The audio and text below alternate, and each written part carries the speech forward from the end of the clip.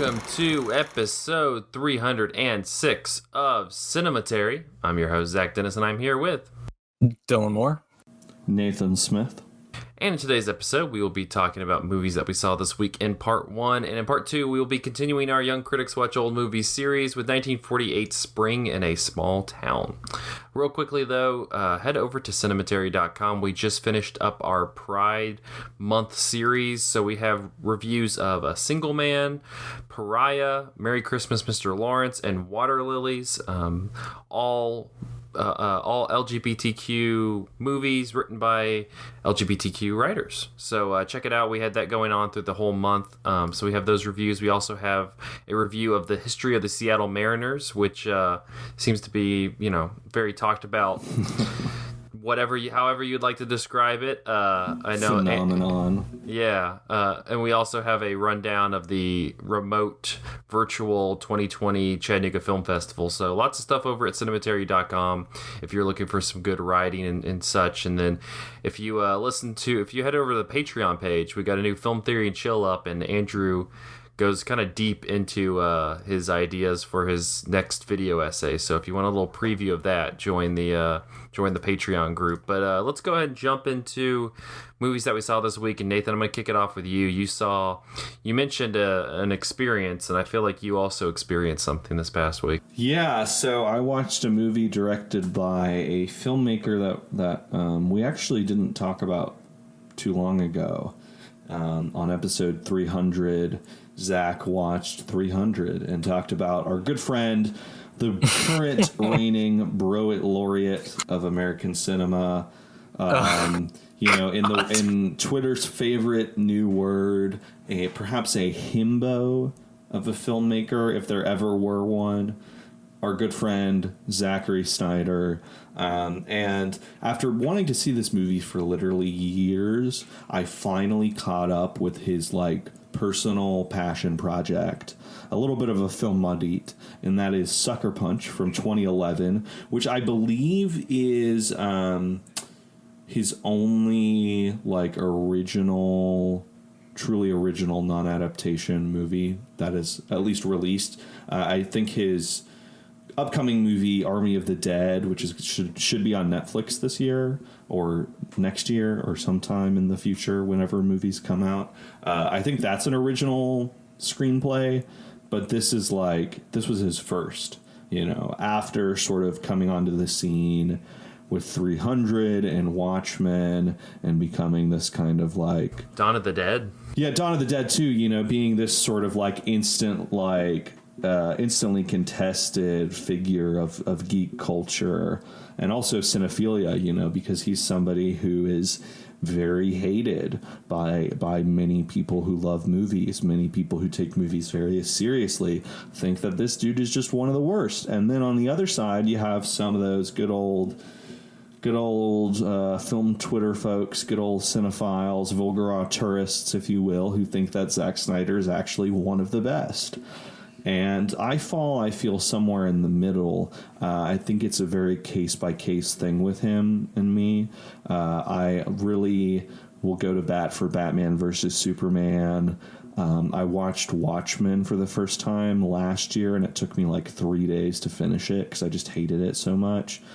And I like Dawn of the Dead pretty well. I also have been wanting to rewatch Man of Steel because I didn't like it, but then I did like BVS. So now I'm maybe I probably would like Man of Steel if I rewatched it. I haven't seen 300 actually. I haven't seen The Owls of Ga'Hoole either. I did see I did see Justice League, which I'm interested in the Snyder cut. I'm not clamoring at the gates for the Snyder cut or foaming at the mouth for it, but I definitely will watch that sucker when it comes out next year. Very curious about that. Anyways, this Sucker Punch is kind of the Snyder cut, the original Snyder cut, because it's pure, unfiltered Zack Snyder, everything in his brain that he has ever thought of, every image he has ever had, is just on the screen. I want to share a quote from Zack Snyder about this movie because I think it speaks to his filmmaking philosophy very well. When asked about this movie, he said, though it's fetishistic and personal, I like to think that my fetishes aren't that obscure. Who doesn't want to see girls running down the trenches of World War I, wreaking havoc? I'd always had an interest in those worlds. Comic books, fantasy art, animated films. I'd like to see this. That's how I approach everything, and then keep pushing it from there. So literally, this dude is just like, yeah, I just made my fetishes. I also think that I have the fetishes of every, like, teen boy, so this movie is relatable and will be enjoyed by others. And literally, he says in that last sentence, he just says, I'd like to see this. You know, this is just a guy who is like, I have an image in my brain. Let me just like make it. Like I just and with this movie, he was somehow granted the power to take like every dream and desire he had ever had, every fucking boner this dude has ever popped in his life is on screen in this movie. For good and for ill, I think it is you really rarely ever get unrestrained filmmaking like this in Hollywood.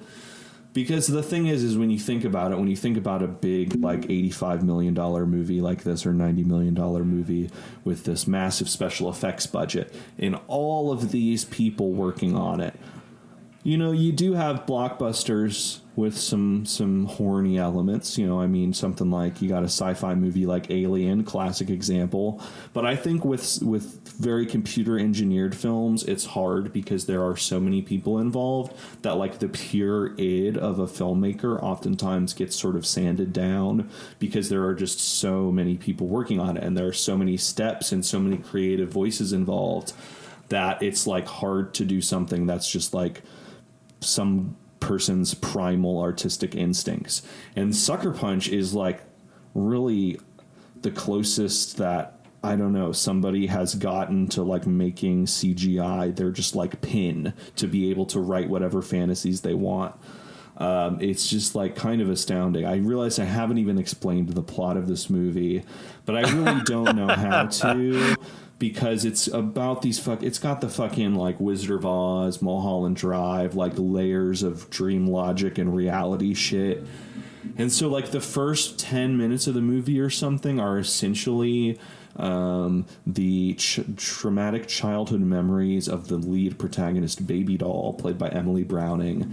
It's her traumatic childhood memories recast as like a superhero origin story, and she's getting abused by her father and tries to fight him, and her sister dies and she gets shipped off by her dad to a mental institution. He pays an orderly played by Oscar Isaac to lobotomize his daughter and just be rid of her.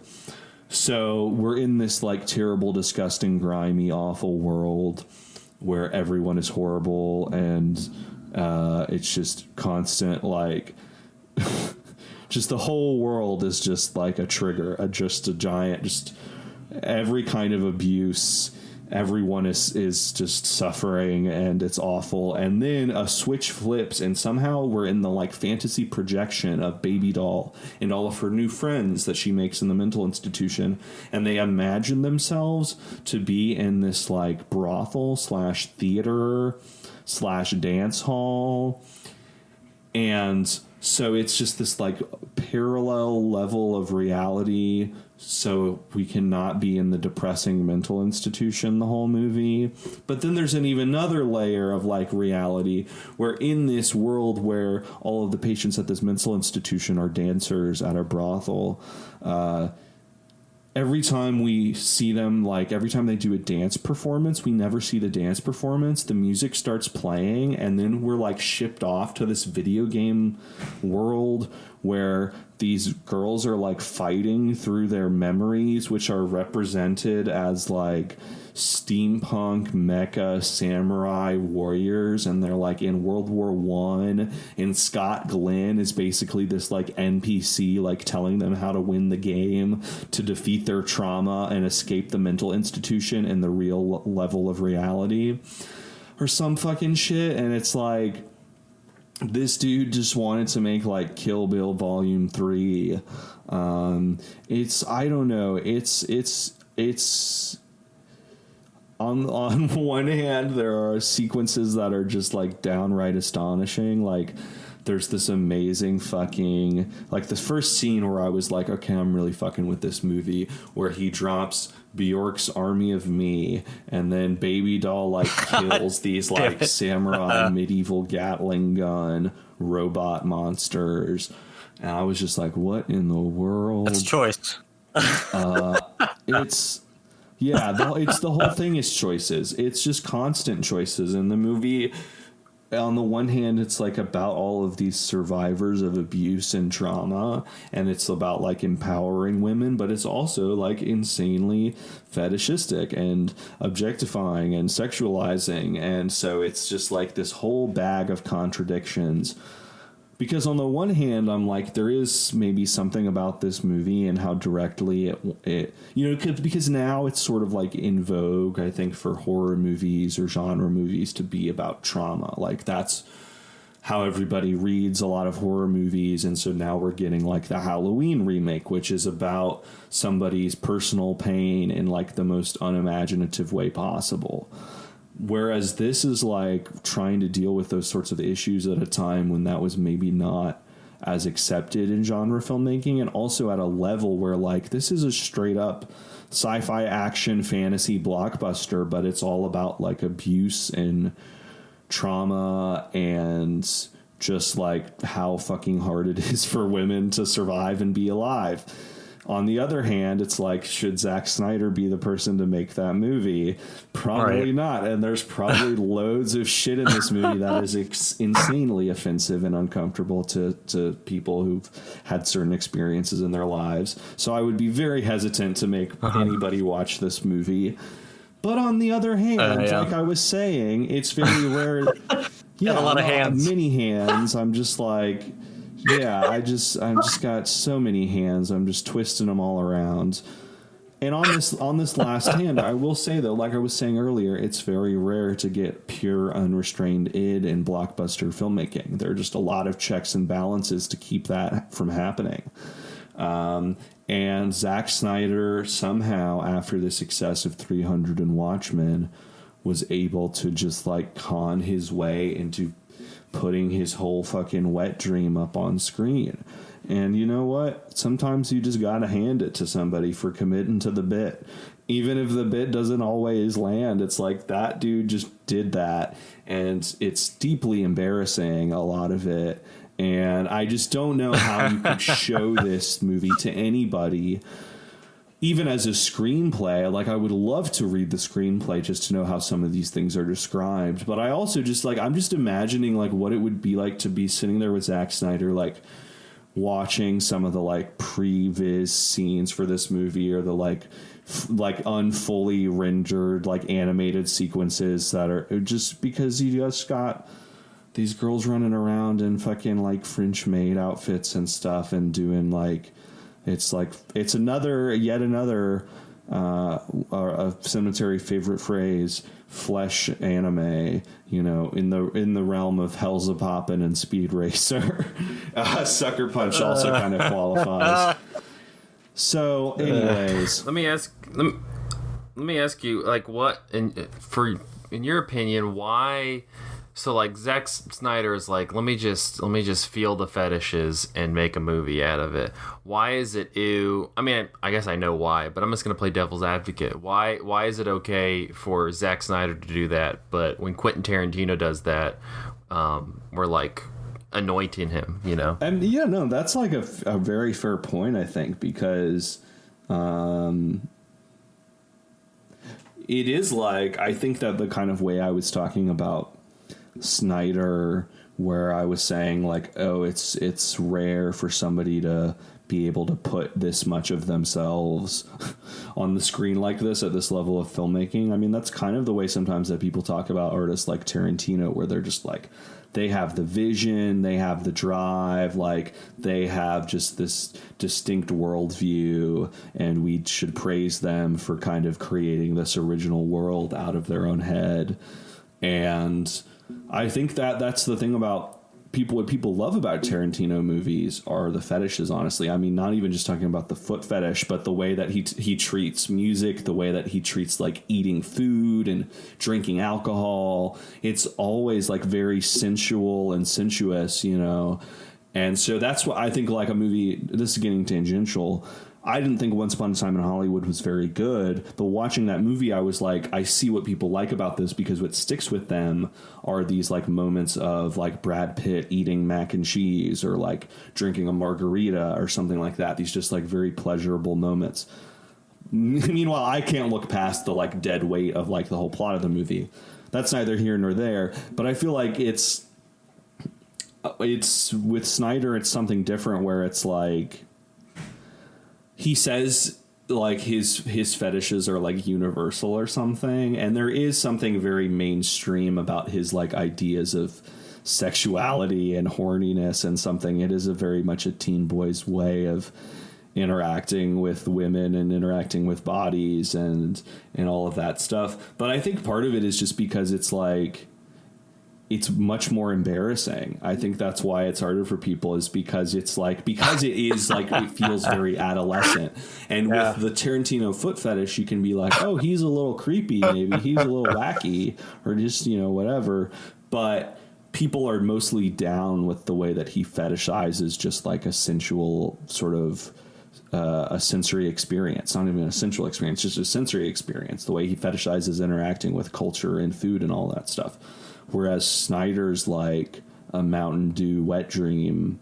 And it's just, it feels so adolescent. So even if there's something about the filmmaking that's so ambitious and like really just fucking balls to the wall in a way that you have to respect sometimes, it's also like you as the audience member are often distanced from this movie because it assumes that you have that adolescent sense of sexuality. Yeah, I mean, with 300, I didn't like 300, but there was, like, as I discussed in the episode, there were sequences of it that you're just like, what the hell is this? Because it's just, like, the visual language of it is just insane. And I feel like with Tarantino, a lot of it is kind of like this, you can hide behind this faux, like background knowledge of movies and pop culture, and so it's like, because he kind of can make a reference to something that you can somewhat latch onto, it like delivers this somewhat like almost like a serotonin like hit of oh, I know that, like, I'm on the level, I'm intelligent. And with Zack Snyder, because he's not like trying to elevate it to this like intelligent level, it's just it feels like you're just wading in the mud, and people don't like feeling like that all the time. They want to feel, you know, above people. I will also say, we spent a lot of time talking about Sucker Punch. I didn't even mention like kind of the craziest part of this movie, which is that it's literally like Moulin Rouge for bros. You have all of these like this. I mean, Snyder just in general kind of invented this wave, but this movie really pushes it to the limit of that like slow trailer core, you know, like the moody covers of pop songs in movie trailers. That is literally the soundtrack to this movie. It's all of these covers of songs like Where Is My Mind and White Rabbit and just like random ass like songs. Yeah, I remember the White Rabbit one in the trailers. Songs that people recognize, literally, like nothing else to unite them. Like it's not one type of music or one period. It's just like literal fucking whatever songs Zack Snyder could think of, or like he probably was just like hitting shuffle on his damn iPod and he was like, whoa, Where Is My Mind? Mental Institution? Gotta put them together. Whoa.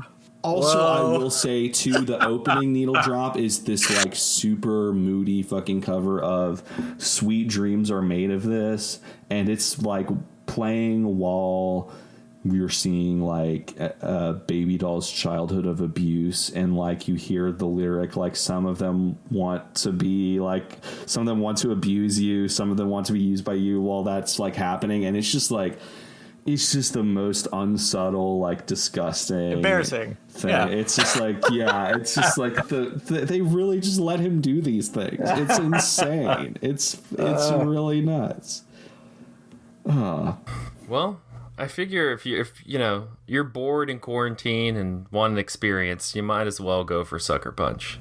Yeah, it's a great Netflix party movie if you've done that, if you've chatted while watching a movie. That's how I viewed it, actually, with some friends, and that definitely get through that mutual embarrassment.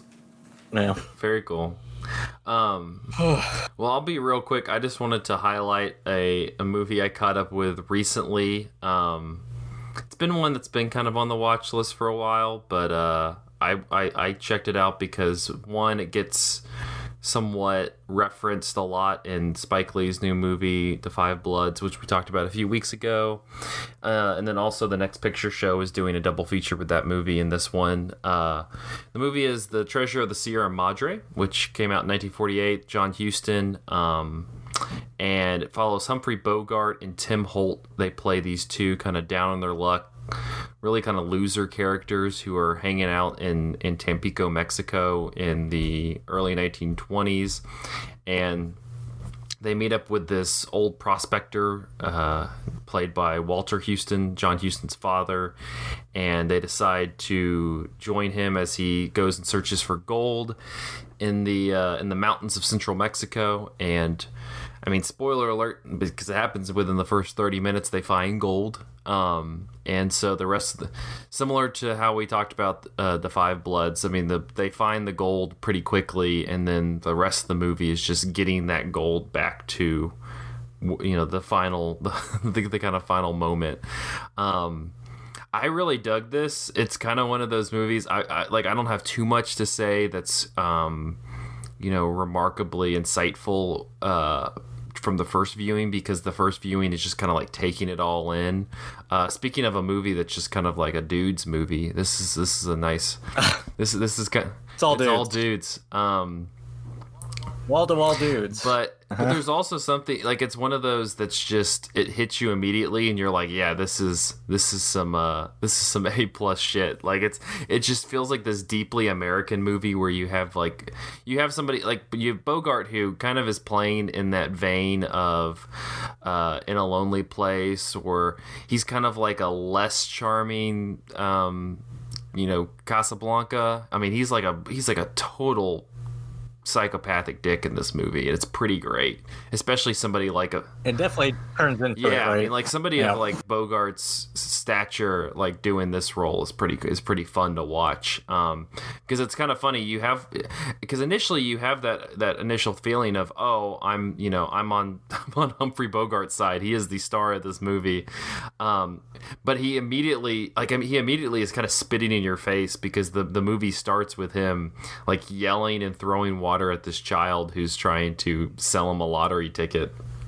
And then you have him kind of slowly losing, sanity.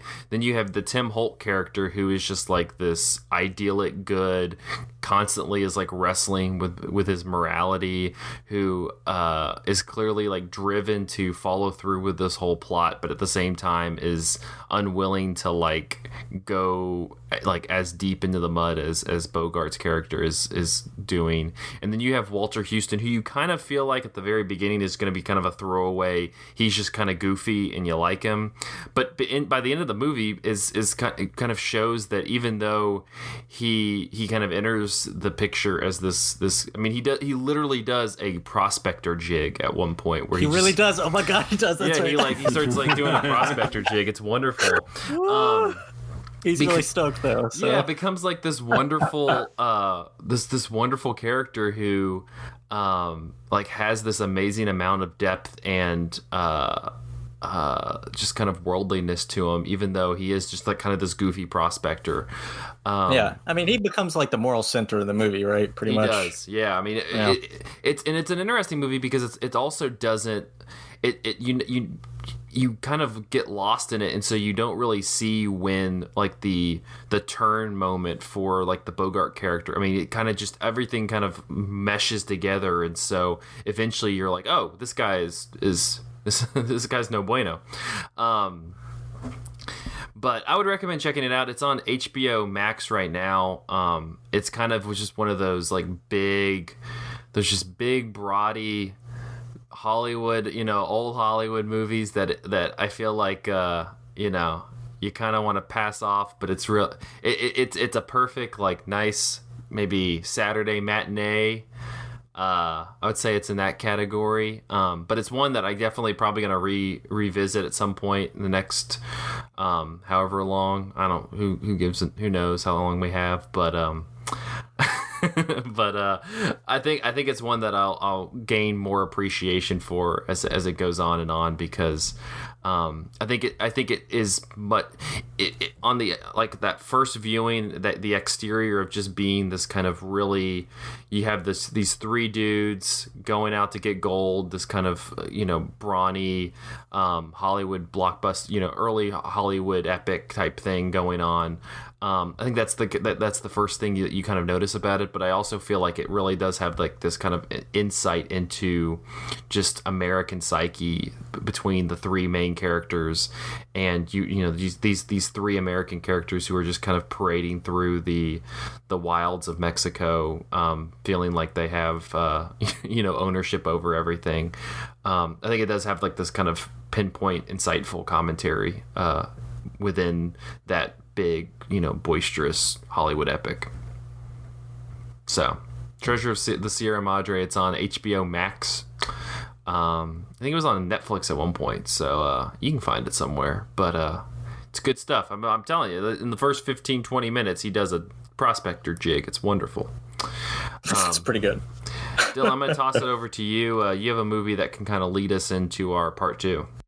Yeah, so I believe this is a movie that I heard about because Nathan watched it a couple years ago, and it gets around. It's like, oh, that looks interesting, and I've been basically sitting on it, and then once it felt like I was gonna be on this episode to talk about Spring in a Small Town, it felt about the right time to come back around to it, and it's the translation's called The Goddess. Came out in 1934. I think at this point, most of China's cinema is based in Shanghai, and so that's where it's set. And it's about a woman and a son, and the mother doesn't have any way to provide for a son, not married. We don't really get a good indication about what happens to the dad. He's just not in their life anymore. And she has to figure out a way to provide for him, and it doesn't seem like she has much other skills or things going for her, so she ends up becoming a sex worker to get by. And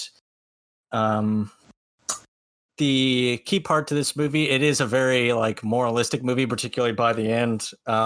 So it's still of its time, and even now I'm trying to imagine how it would come off. But it's still so solely based on the character of this woman. And if I remember correctly, we don't actually really get too many people's names, and it just kind of this kind of generalization makes it supposed to be, I guess, more potential for allegory and projection onto these characters. And so because you're following this kind of lead character who's supposed to be on the periphery, not part of polite society, once she pretty much solely dedicates herself to getting her son an education and putting him into a school so he can get out of that life, a kind of gangster character comes stomping in. So she has to go out and find Johns or whatever to get money. And after a while, just there's cops that just start following around, noticing that she just seems to be soliciting or lingering around. And so at one point she ends up having to run in a back alley and just go into somebody's house, and that somebody is just a gambler who doesn't do much but lounge around and gamble other people's money. And so once there's a cop outside and she's stuck inside without getting in trouble or caught, he uses that to make her have sex with him. And so from there, that he just basically decides to run the house and spend her money and just kind of be in her space, but of course only when he wants to be, and to mostly be there to take her money to go gamble. So I think, to the credit of this movie, because it centers on this woman character, it makes her very active in a way to where it's like, after this dude shows up, she says like, fuck that, we got to go somewhere else, because this is only bad, annoying. This guy just keeps acting like this is his house, so they end up leaving out of town. And of course, once they find a space and they kind of settle in somewhere else, he comes trouncing back in, just like finds out where she lives. So that's cool. And then he lingers around for too long and just makes everything worse. And really, so where the moral of this movie comes is, when the son finally gets into school, seems to be doing well, likes it, kind of like socializes, and apparently is good at being a student.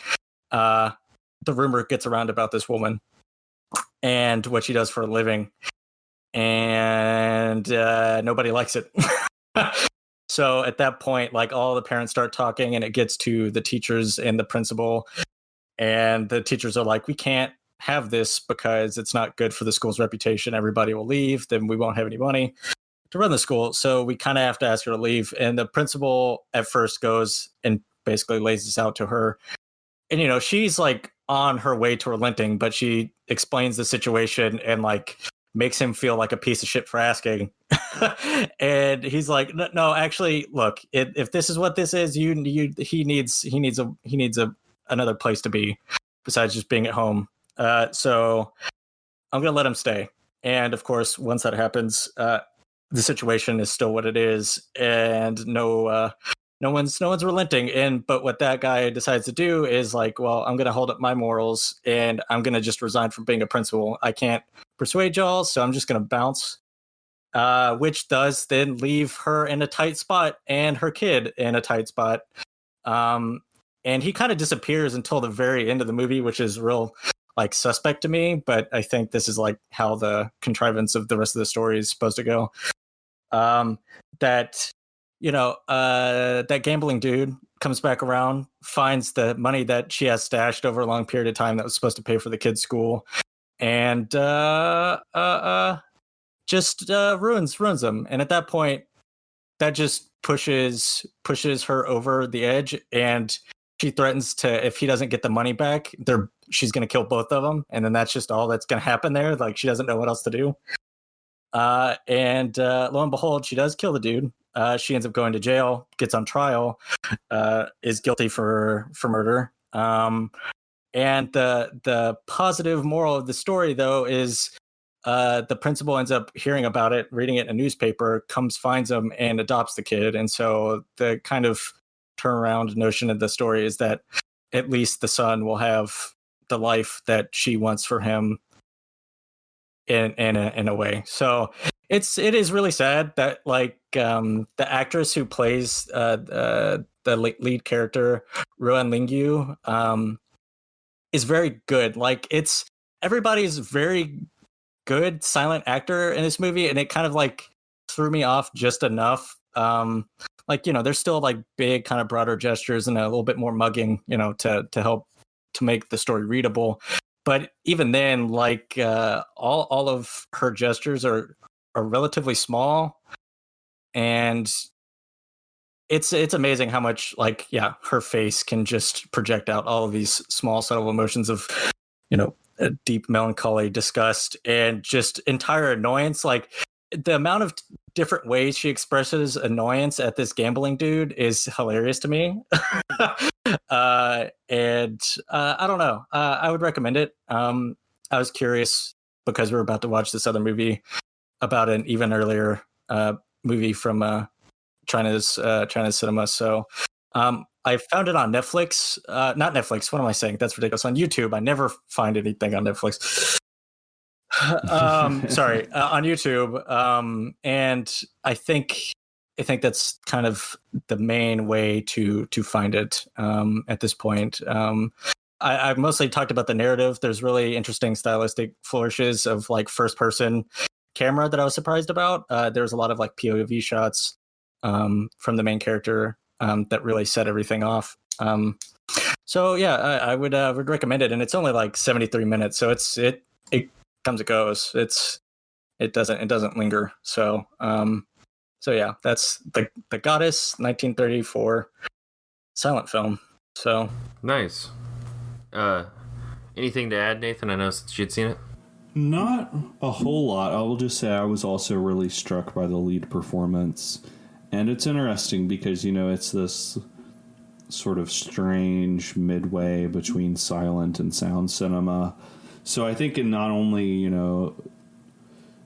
are there maybe some differences in the performance style from a earlier silent film, it also, like, it has this sort of different look to it. I feel like it has the kind of a sharpness to it in terms of the image that feels like something we're not used to seeing necessarily with silent cinema as much, just because it is later. So I don't know, it's really interesting, and it's a very different kind of early Chinese movie from Spring in a Small Town. I mean, they're both very melodramatic, but this, like you said, was filmed in Shanghai, where the sort of Chinese cinema was really rooted in Shanghai for so many years. And so I think that if you're wanting something that's like maybe more prototypical of the industry than Spring in a Small Town, if you watch that and you want to go further, then I think I would definitely recommend The Goddess as being a sort of example of like the Shanghai cinema. I'm curious too that apparently the director Wu Yonggang ends up remaking the movie in its entirety, I think in sound, called Rouge Tears, sorry. And the cast is different, the setting different, and I'm curious how the storyline changes, considering, how like particularly, moralistic in parts of the movie feels. So I don't know how to find that. But I'm just like 4 years, because I don't think it has as big as a reception or got as much due as because this is the first film by this guy, this director, and I think it was just a time and place thing to where it's just like lead actor and director come together, ended up working out, and to then hear that this dude 4 years later remakes it is I don't know what to make of that. So I might try to find that later. I didn't even know that existed. Rogue Tears sounds like a pretty badass name, honestly. Yeah, I mean, yeah, like, I'm sorry, I'm just like struck by like it feels of a piece with other kind of like American European movies and like Barbara Stanwyck and Dietrich kind of movies, and so I'd never heard about this movie until I remembered Nathan watched it at one point. So it's like I don't it being held up in the same esteem as those others. So yeah, nice. Well, The Goddess is on YouTube, but we're probably going to be covering some more, aspects of Chinese cinema in part 2 after this short break. So stick with us.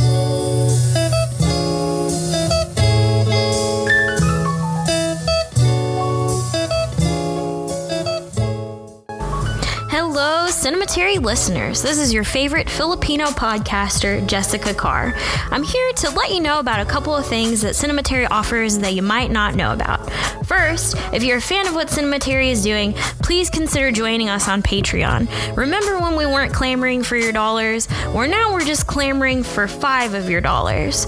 So please help us and donate to our Patreon, and then you'll get exclusive content from our staff, including our Film Theory and Chill series, where a panel takes a piece of theory each month and deconstructs it before diving into whatever topic is on their mind from the past week. The $5 each month is investment in the website and the podcast, and it goes solely to paying our writers for the reviews each week, so please consider doing it. It's only $5. If you missed an episode of Cinematary or a piece of writing we've had, you should consider signing up for our free newsletter. Each Sunday, we send out a note with the latest podcast episode, piece of Patreon content, and the last 2 reviews that we've written at cinematary.com. It's perfect for those of you who are interested in what's happening, and it makes sure that you don't miss a single Cinematary review. Finally, the easiest thing that you can do to help us is to please give us a rating and review on iTunes, Spotify, or whatever else you're using to listen to the show. This helps us get more eyeballs and ears on the podcast and the website, and it helps the people know about Cinematary, which is really what we're here for. So to recap, consider donating to our Patreon, sign up for the free newsletter, and give us a rating or review. We would really appreciate if you could do these things. Thank you for listening, and now back to the show.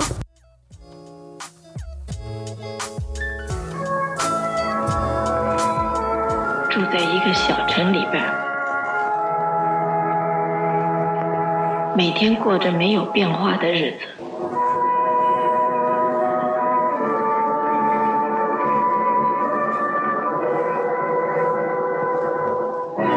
我没有勇气死，他好像没有勇气活了。往后的日子，不知道怎么过下去。谁知道会有一个人来？果然是你，想不到是我吧？整整10年了。And we are back with episode 306, part 2 of Cinematary. I just mixed all that up. In this part, we're going to be continuing our Young Critics Watch Old Movies series with 1948 Spring in a Small Town. Directed by Fei Mao from a script by Li Tianjin. The film stars Wei Wei, Li Wei, Qiu Kaoming, and Shi Yu.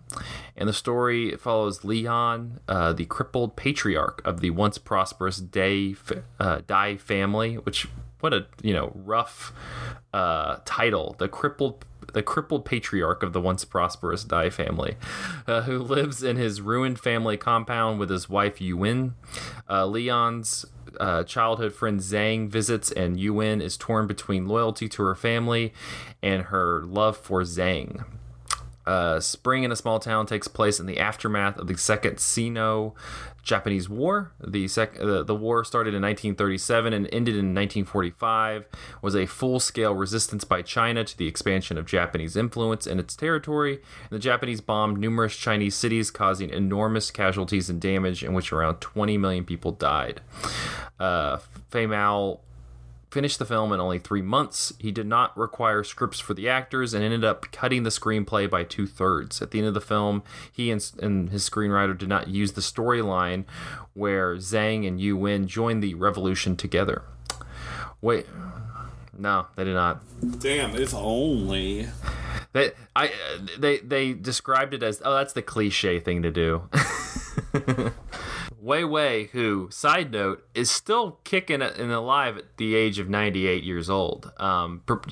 In order to prepare for her eventual iconic role as Yuwen, was told to underact her emotions. Spring in a Small Town applied some analogies in ancient poetry to the scenes and images in the film, like moonlight, candle, and orchids.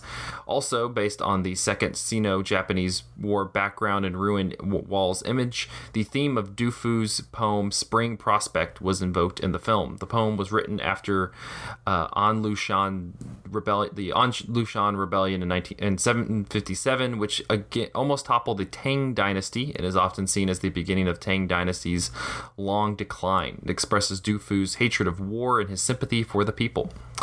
Spring in the Small Town starts with a voice narration of the female protagonist Yuwen. Her voiceover tells the tedious routines of her daily life. Yuwen's narration is often regarded as highly artistic and unique by critics. Well-respected Hong Kong poet Ping Kwang Long commented on the artistry and lyricism in the film. He argues that Yuwen's voice is more than just simple narration. It is a rather lyrical film form, which is characteristic of modern literary ideology.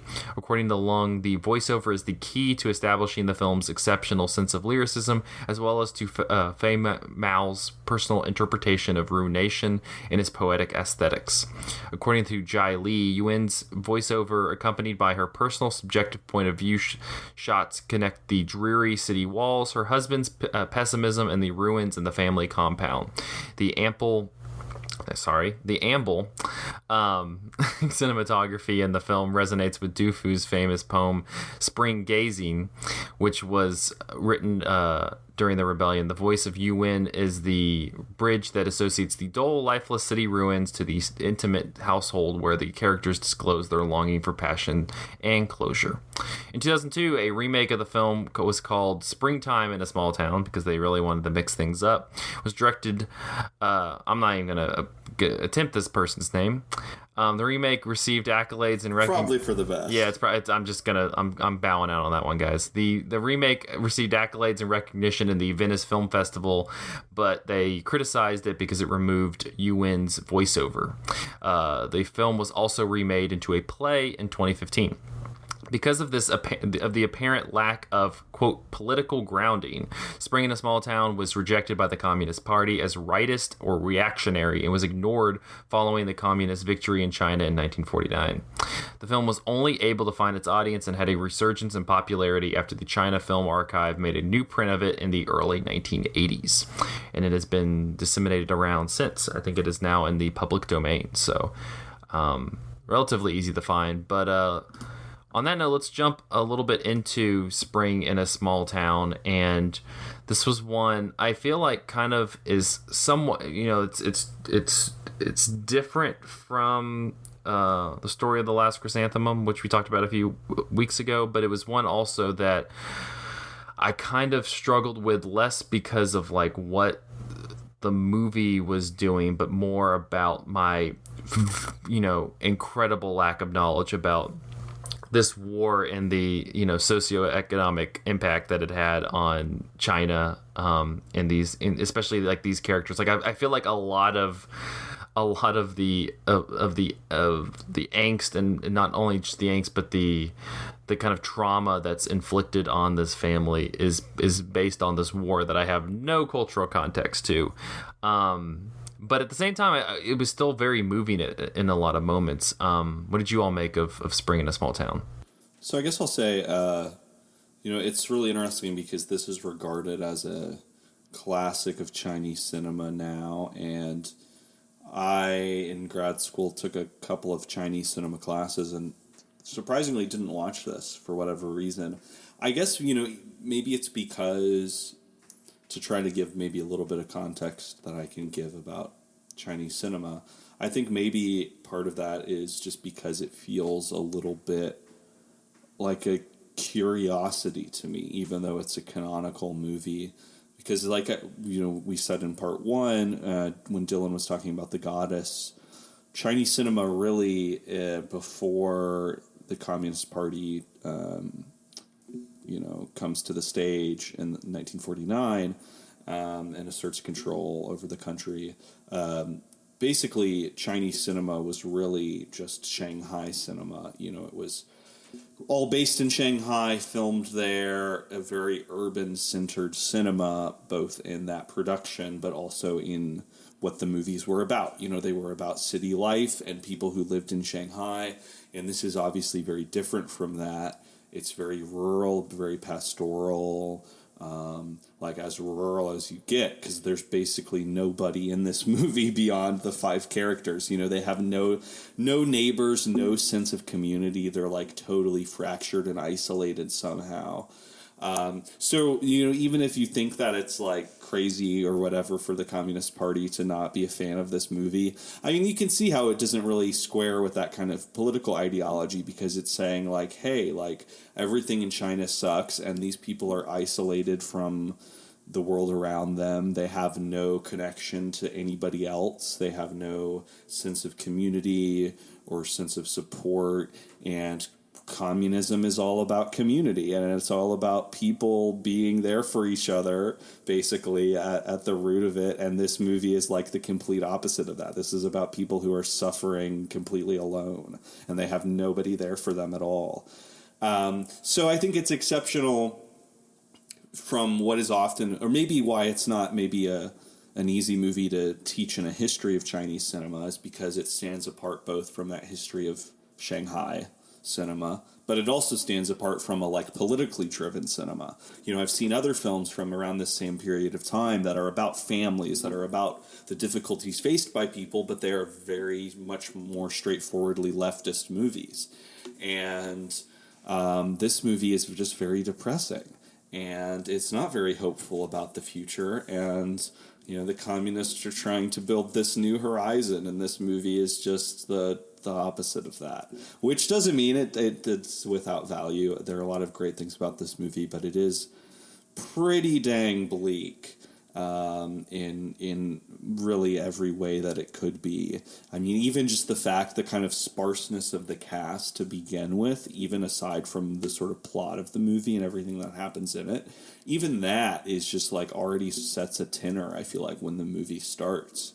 You know, it's just this like crumbling world, and everybody is sick, and or if they're not in physical pain, they're in emotional pain, and there's like no life to be lived, really. Dylan, what'd you make of the movie? Yeah, to that point, I think the opening image is of, to your point, that crumbling, but particularly the city wall, and her voiceover, Yu Wen's voiceover is like, I follow this path into the city all the time, and every time I go across this path, it dawns on me that I could just leave, or that I might want to just leave and not come back. But then I remember I have this medicine for my husband and chores to do, so I go back. And you're like, all right then. I mean, fair enough. That's some shit. So this is where we're at. And I went over under on, and I don't know, this again, this is like a function of, since I'm not fluent, I don't understand Chinese. I don't know what specific dialect, if this is Mandarin or in this case supposed to be like Shanghai Chinese, but because of that, I don't know if my first thought would be, oh, obviously this translation's like lyrical, because the voiceover it just feels like a clear POV, you know, just like we're getting the interiority of Yu Wen's mind and working and struggle, but the like poetic lyricism or whatever of the actual lines themselves may have been lost on me because I don't actually know, the actual Chinese. And so that being said, like sometimes it,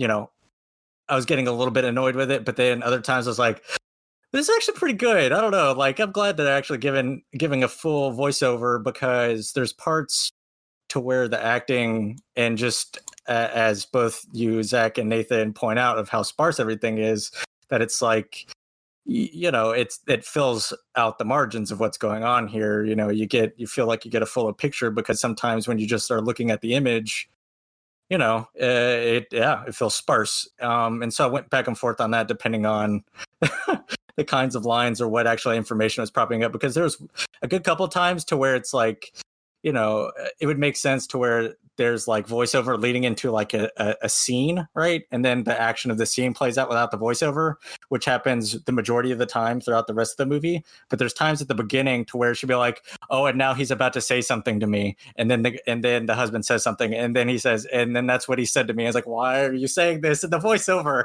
It's fine. You don't need to do this. But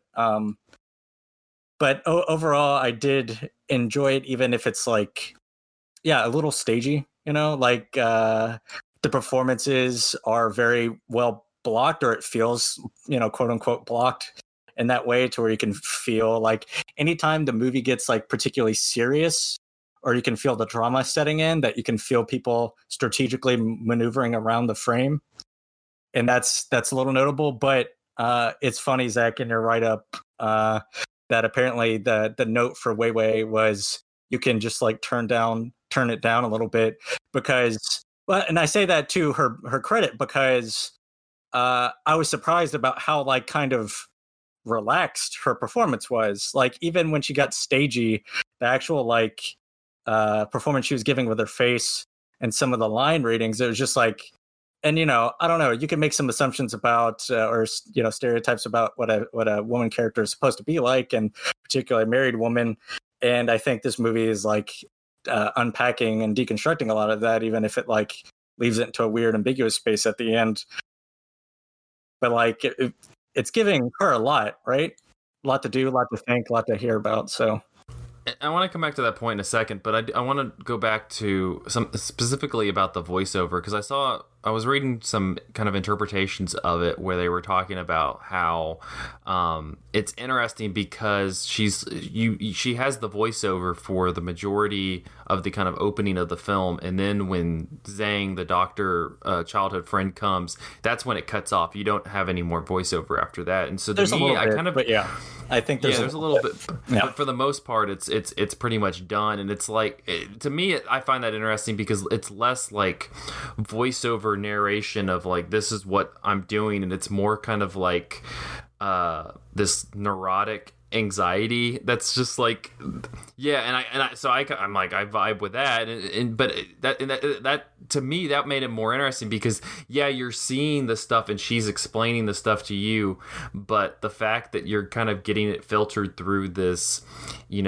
anxious purview of like what she's making of it kind of makes it more interesting because it's like, yeah, you see what's happening, but you're also being offered this interpretation from her point of view, and that also kind of colors the way that you're seeing like the husband character and the sister character and such, and that perception that you have kind of makes it more difficult as you go into the film a little bit longer, because you can tell that especially the husband character has a little bit more going on inside that clearly there's a lack of communication from. I think what's really interesting about the way that the voiceover functions in this movie is that, this is a melodrama, like that's what it is, but I think that voiceover gives it a different tenor than you would expect from a Hollywood melodrama, from the 40s or 50s, where, I don't know, thinking of something like Douglas Sirk and like All That Heaven Allows, you see this woman who has this visually perfect life, seemingly everything is right and good, and then throughout the course of the movie, you learn about all of these insecurities and all of these things that are unstable and all of these things that she's unsure about, and you sort of slowly throughout the movie get that emotional perspective. This movie, on the other hand, just gives it to you directly at the very beginning, and it's just like, she literally says, like you were saying, Dylan, like she's just like, yeah, I would leave. Like that's like one of the first things we know about this situation is that this woman is not at all happy being here, and she's just out of here the sense of duty and commitment. So even though the film itself is presented to us visually in a way that's, very restrained and very visually kind of bleak, there's not a lot of movement, there's not a lot of expressionism. The camera is often very static to the point of like sometimes, and I couldn't really tell if this was maybe sometimes because there were like frames missing from the preserved print, but there would be like these dissolves where essentially the same shot would dissolve into itself and the figures on the screen would be in a slightly different position, but these two basically identical shots would dissolve over each other, so it looked like this kind of like ghostly superimposition, and I couldn't tell if it was intentional or not, but I kind of liked the effect that it produced because it just made it feel like everybody in this world was a ghost. So I feel like even beyond the way that the movie is filmed, just setting up that sort of perspective of the voiceover, it almost makes it more like a noir or something, where you're just like totally in the unstable, unreliable, anxious first-person perspective of this person, and you're just getting their sort of total emotional color that they feel of all of these events. It would be, if it were from like the sister's perspective, this would be such a different movie.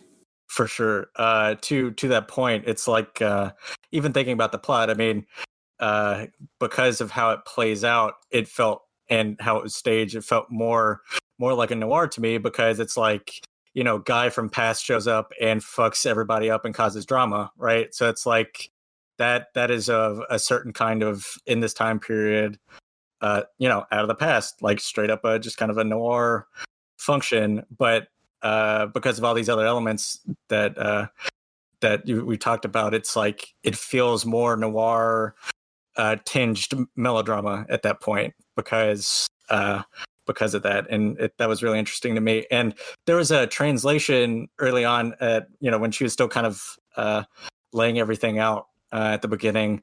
That was funny. She was describing her husband's illness or whatever it is, and I wasn't sure. I couldn't verify the translation or not, but I thought it was actually maybe supposed to be funny. I couldn't decide.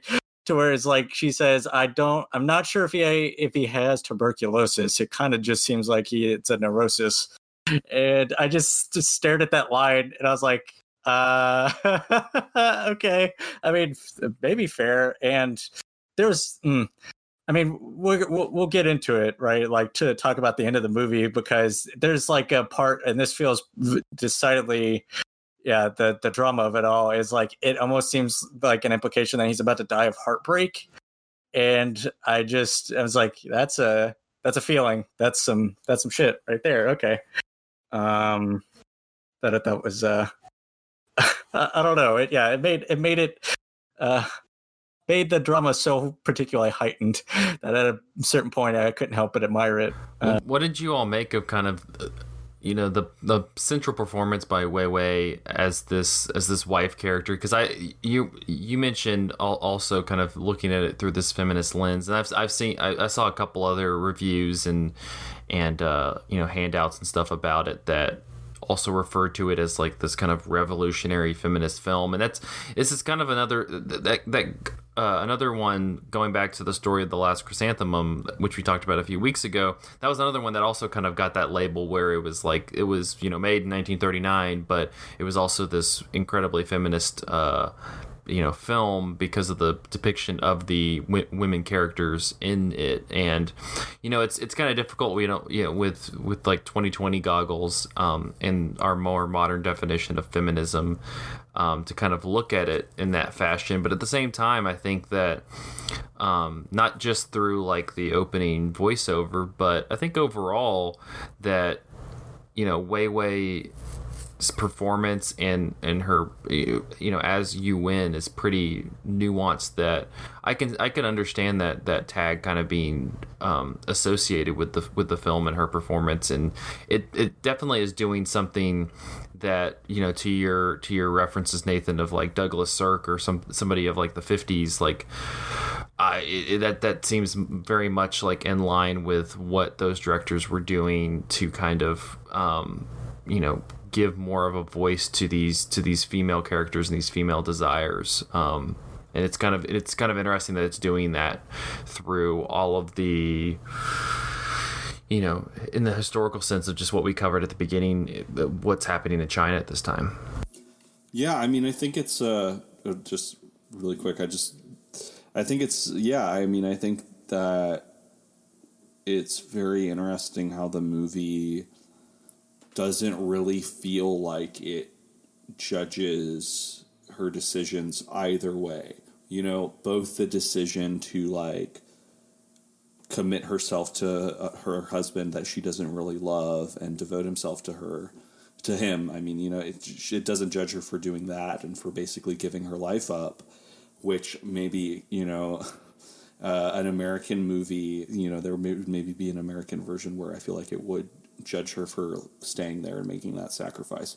On the other hand, though, it also doesn't judge her for not being into it and not being really committed to her husband and being unhappy in the situation that she's in. It doesn't really shame her or act like she's forsaking, her wifely duties. It's like, I feel like it takes this whole situation like fairly seriously, and it just sort of, I don't know, it just seems to take it for what it is. It doesn't pass, at least to me, it didn't feel like it was passing a lot of judgment on the people, anybody in the situation. Not just her, but Zhang also, I feel like it's just sort of like, well, these people have these feelings and they're sort of messy, and that's just where we are right now, and everybody's trying to sort it out and figure out what they need to do. But it's just interesting. It feels very much like it's not the kind of... It feels like the kind of movie that could very easily be used to like enforce gender roles or social norms about how women are supposed to perform in society and in marriages and all that stuff, but it feels fairly like acceptable and accepting, and it just in like the choices that the characters make. The to that point, it's like if having to think about all the entire ensemble, I feel like the people who would be most prone to like severe judginess would be old Huang, I think was the translation that was given to the servant character of the family, and then the little sister of Leon, the Zach, as you mentioned, the what was it? What was the adjective? What patriarch was it? Let me find. What was it? The No, crippled it's patriarch okay. of the once prosperous Dai Thank you. family. Yeah. Thank you. That to that end, I feel like in most melodramas, and even again to your point, Nathan, about Douglas Sirk, is certainly those kind of characters get used to like frame judgment, societal judgment on the internal dramatic arc of a movie. Absolutely. Here, there's no society to judge them. Right. Oh, so they're just kind of stuck in everybody's. Yeah, they're just stuck on their own, having to figure it out. That's a really funny point. Oh no.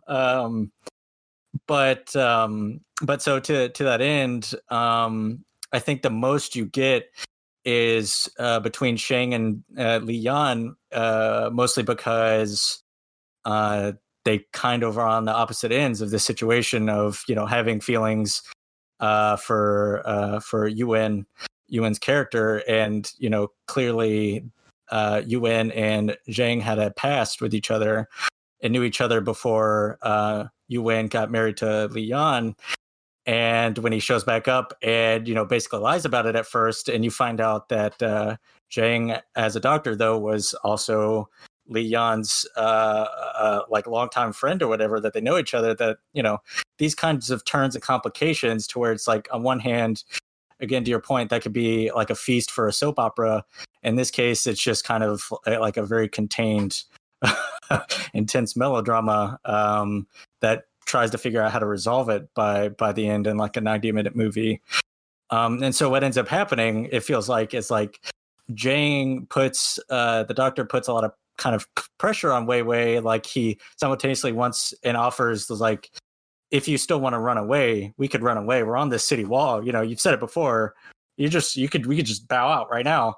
But then later he's still Leon's friend, and he's just like, you can't see me anymore without telling him. It's just this, we're like in this compound with each other, and like he's gonna know, so you should probably just tell him, because you kind of are your spouses. You should probably tell him. And so yeah, this is like and it gets even not just a triangle but a square, because of the younger sister character, because there's a eyebrow raising part towards the end to where it's just like Leon, as I guess the kind of confused patriarch, just like they seem to have a good thing, my younger sister kind of just likes to hang out with Zhang, and Zhang doesn't seem to mind taking her out to places such as they can out to the city wall and just walking around the and crumbling city wall, the one date spot. No, oh my God, what's that one meme? It's like when he tells you he knows a place, and it's the city wall that's crumbling. Let's let me take you out to some ruins. Oh my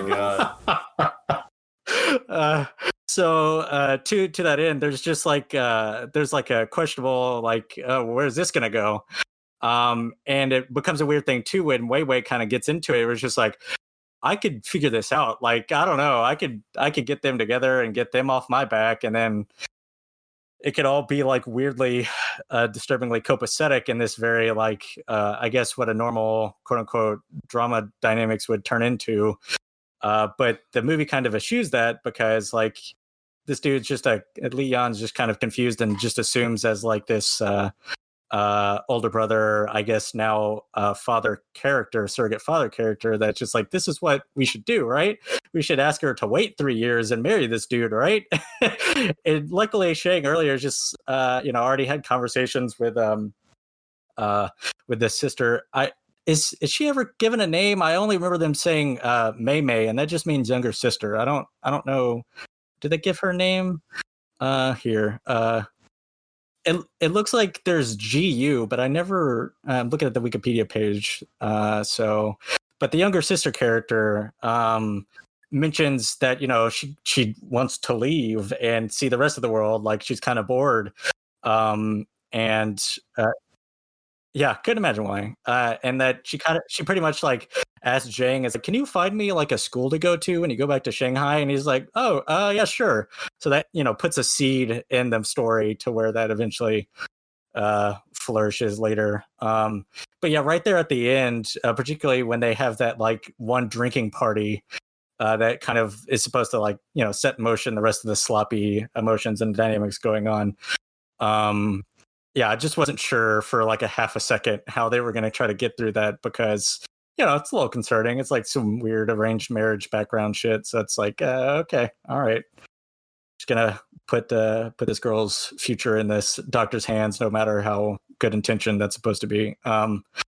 Side note, I do, besides obviously rock, paper, scissors, which I already know, I do want to learn some of those drinking games. That sounds like that'd be pretty fun. That seemed like a hoot. Like they were just sitting there, just, you know, like, I don't know what the game was or like what the objective was, but they were getting drunk and they got the big cup, so, you know, whatever. They got the big cup out. No, I think one of them was translated as guessing fingers. And I'm just like, what the fuck is guessing fingers? Who cares? And I think drunk. And I think that just means they're supposed to guess how many fingers they're about to put out, you know, and counting. But it's just confusing to like, I was like, I think that tracks. I don't know. Maybe. Still seems fun. So yeah. Particularly as a drinking game. Boy. Yeah, you know. I can't blame him, because it does not seem like literally the only thing to do is to walk to the city walls and then like walk around there and then walk back and then go check out what your neurotic brother is doing, you know. Dude, the poor fucking servant, like, you know, he has to work for 3 people and there's nobody, and it's like that dude could probably go live a normal life if they would let him go. I guess maybe they just want somebody else to talk to.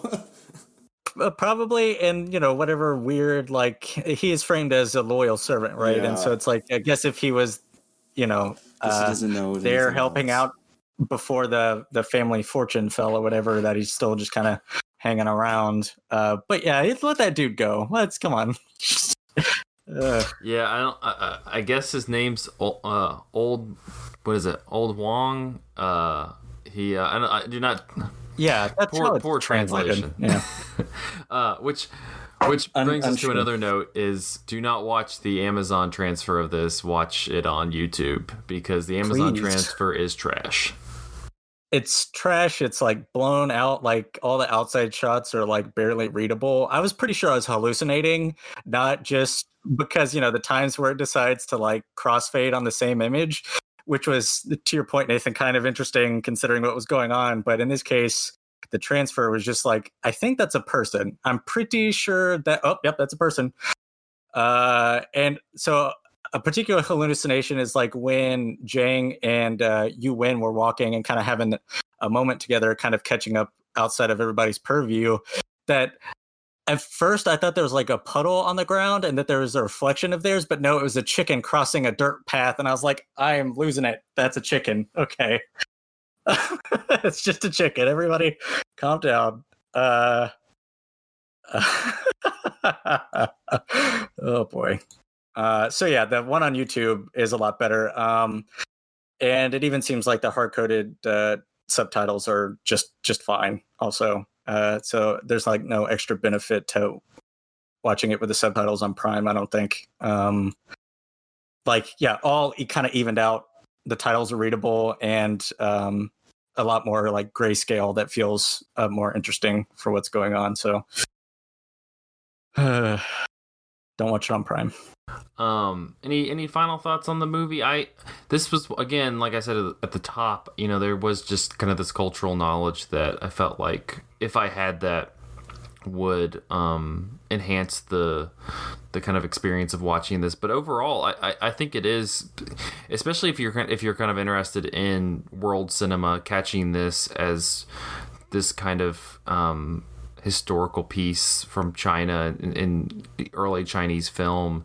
But not only that, I we mentioned it already, but I think that you could absolutely kind of slot this in with the Douglas Sirk melodramas, and even the kind of melodramas that you're getting in America, in the Hollywood system at this kind of period in time. I think that just that basic story translation is pretty simple. You get what's going on, where you have the husband and the wife wife knows the husband's friend, and they had a history, and so now she's rekindling that love. Like it's a pretty easy thing to kind of latch on to, and so I feel like on a second viewing with a little bit more knowledge of kind of what the socioeconomic situation in China was, kind of understanding why they're just kind of there secluded in this ruin of a house, would make this even more enriching. But I enjoyed it. I enjoyed it on this first viewing. What about you guys? I would say, like you said, if you're interested in the history of world cinema or Chinese cinema, I feel like this is definitely one to catch. But I also think it's very interesting from that vantage point of thinking about Hollywood melodrama. It's such a style and a mode that's rooted in conventions, and a type of filmmaking, that if you know it, you can recognize it. But this is definitely like something I think that's distinct and different, and it has those sort of universal qualities and those sort of familiar narrative beats, but it does something different. And I feel like even though we don't have the language knowledge or all of the context, I think that the voiceover is a really interesting device, and it really it's I really can't feel like I can think of a whole lot of like classic Hollywood melodramas that are voiceover or narration driven in that way.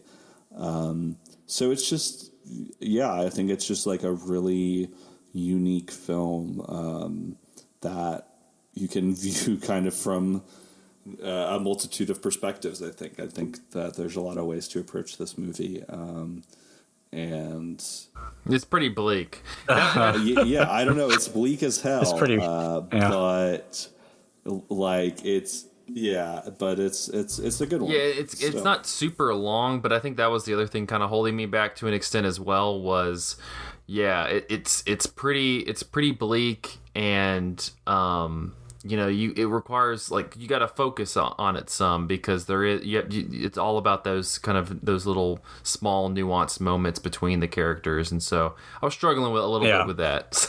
After a long day. Dylan. Yeah. Dylan, to that point, I think that's with the voiceover and kind of the themes and even like acting that's going on here, the emotions that are trying to come through. I think that's why I latched onto the Nathan when you said film noir. That kind of clicked in a certain way because of how much about what film noir is usually about. Even though most of the time those are supposed to be like quote unquote masculine American spaces or whatever, that it helped, and I'm happily willing to call film noir melodrama. That's just what that is. Don't let anybody fool you.